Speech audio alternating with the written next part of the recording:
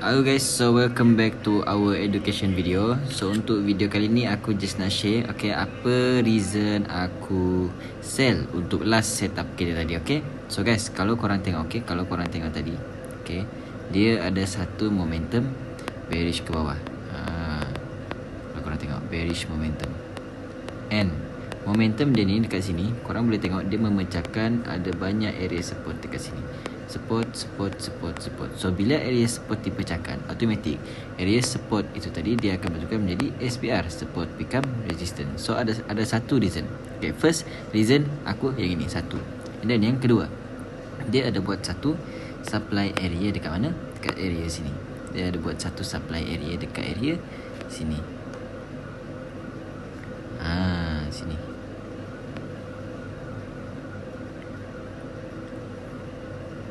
So apa yang aku buat?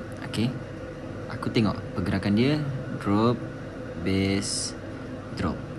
Nampak tak? Dia ada buat pergerakan drop, base, drop, ataupun DBD. DBD.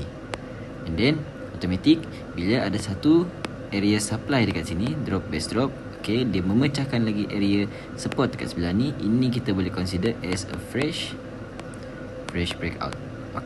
So ada 3 reason kenapa aku yakin untuk nak sell tadi. And apa yang aku buat, aku tunggu price untuk masuk ke dalam zone, and then dekat sinilah kita entry sell sama-sama. Dan price dah running menjunam sebanyak berapa tadi?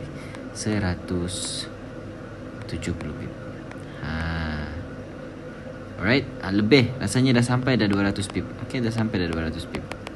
Alright, mari kita tengok dah berapa pip dah tunam.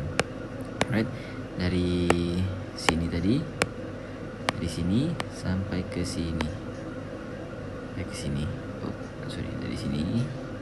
sampai ke sini 225 pip. Alright, so guys, itu sahaja untuk video kali ni. Kalau korang tak faham, korang boleh ulang